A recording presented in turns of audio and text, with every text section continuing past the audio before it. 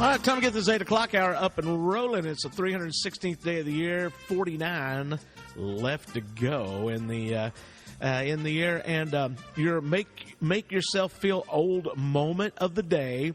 Nadia Comaneci, little Nadia from the Olympics, turning 53 years old today. Isn't that sweet? All right, you're listening to the Cornelius Custom Service 8 o'clock hour, and that Tijuana taxi pulled up. And Joe, the Bryant insurance guy, steps out. And today we're going to be discussing something that maybe you should have done last week. Yeah, it probably would have been a good idea. Getting your home ready for the cold weather. Wow, it is chilly out there. Wind chill of 16 this morning. Yeah, well, it's the polar vortex is upon us, as my son says. Did you know what they're calling this cold snap? I'm ready to hear it. The Weather Channel now is naming these winter storms like they do tropical storms and stuff like that. Okay. This is Winter Storm Astro. Like the dog from the Jetsons? Yes. Ruh-roh, Rorge. But yeah, it's Winter Storm Astro. Interesting. Well, it is upon us. It's certainly the time of year. It's one of those times of year where I always sit back and wonder. It's almost like everyone realizes that Christmas comes the same day every year. Yes. They don't move it. They don't change it. It's there all the time. And it's always surprising when the winter finally hits us and those cold mornings start coming in and everybody starts kicking on their heaters, and lo and behold, every time somebody kicks that heater on for the first time, there always seems to be a fire cause from it. It'll happen every year. A lot of times it happens in apartment complexes, older homes, things of that nature. They kick that heater on. Usually happens overnight because they set the heater low, and so it'll kick on 2 or 3 o'clock in the morning. They wake up, the roof of the attic's on fire, and they're wondering what the heck's going on. You know, the stink that you get from a heater ought to notify you real fast to do something. Of course, that's the dust. That's the dust that's collected on the coils. Gross. Yeah, and it's part of it. But one of the things to kind of keep your home in check is to do just kind of a real quick, it might be a good idea to do today in the sunlight when it's maybe a little bit warmer. Just kind of walk around. If you got a pier and beam house, check the underside of it. Make sure all your pipes are wrapped. Make sure we're good there. Any pipes on the outside wall, you want to make sure those are taken care of. If you're going to be out of your house for 3 or 4 or 5 days, you're going out of town, not going to be there, keep the heat at about 55 or 60 at least. Maybe keep if you've got any outside walls that have pipes in them, keep those water pipes on a drip. Probably a good idea if you can shut the water off to your house, either at the street or if you have a main shutoff valve, you're going to be out of town for 3 or 4 or 5 days, shut that water off. And by the way, that's not a bad idea to do even when it's 110 degrees outside. Yeah, if you're going to be gone, because I had a situation where we had a hot water heater explode while we were in California. Right. And our housekeeper found it and got the water cut off. And I was telling you, it's probably a good idea. It's a really good idea. The hot water heater, either a hot water heater, obviously in the cold weather, it's going to be pipes. It's not so much the freezing of the pipes. It's when those pipes thaw out. Right. As the frozen water inside that tube has expanded the tube, it could have caused a crack that you don't realize until it gets warm enough for that water to go back, to defreeze or thaw out, and then you got a leak. So, if you're going to be out of town for a couple of days, turn that water off. Be sure if you're going to turn the water off, be sure to turn the power off to your hot water heater so you don't blow any rods. It's a process, folks, like Jason Garrett says. It's a process in all 3 phases that you want to make sure that you've got your house prepared.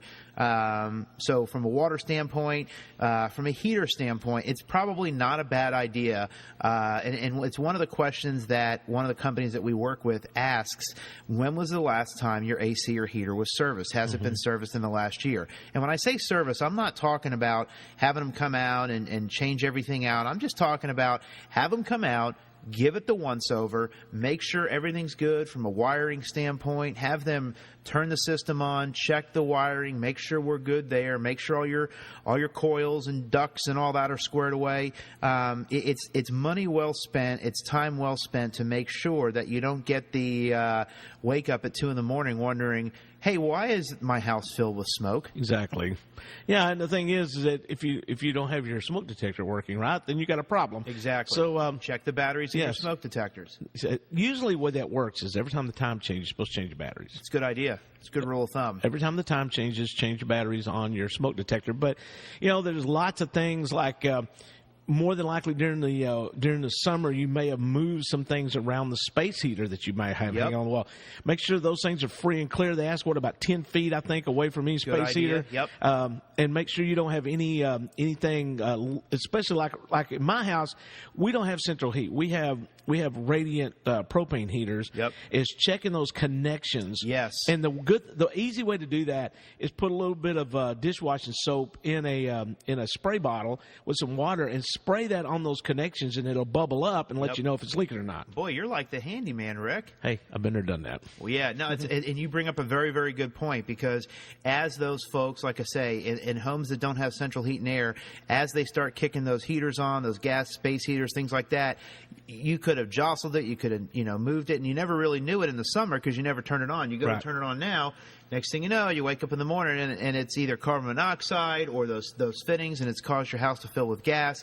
It's just a good idea to take a couple of hours, take a look-see around your house, make sure everything's squared away, and it will save you money in the long run, because your house burns down, you got that deductible to pay for, you're out of pocket for a little bit while your house is being rebuilt. And yes, there's coverages for all that, and most homeowners policies will take care of you from an additional living expense and house rebuilding and all that, but it's just, man, it's a pain in the neck. Yeah, and plus all your personal possessions, things that you can't get back. Exactly. I mean, there's a lot of things that you need to look at.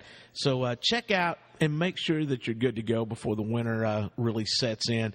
Because, I mean, we're only going to have it for a few days, and it's going to be back in the 60s next week. Right. But still, you need to be prepared, because January, February, if we have a winter like we did last year, it was crazy. You know, I mean, it started like mid-December and went all the way through February, so we got to, like it's supposed to, but you're supposed to be, you need to be ready for it. There's lots of ways to go check things out. Another thing you can do is you can go to the internet. There's a checklist on some different things. You can Google checklist on your home, getting ready for winter, and it'll give you some ideas on what you could do. It's a good idea. It's a really good idea to do that. And just kind of an ounce of prevention is, how does the saying go? An ounce of prevention is... Will keep you out of trouble. Keep you out of trouble. Yeah. It's a good way to end that, I think. That's the way I figured that's the way it works. There we go. I don't know how it goes. Hey, real quick, too, another thing to think about with folks that in the area, deer season is upon us. I don't know if anyone's bagged anything big yet out there, but one of the things to think about, too, just from a liability standpoint, is if you own property, if you own a couple hundred acres and you've leased that land out for hunters, something you want to think about from a liability standpoint is you want to make sure that you have some liability coverage. A regular homeowner's policy is not going to cover that. You want to make sure that you've got liability coverage if and when something happens out on that land, because something happens, somebody gets injured, more than likely they're going to be coming after the landowner. And if that landowner is you, 9 times out of 10, your regular homeowner's policy is not going to cover that. So be prepared in case it does happen.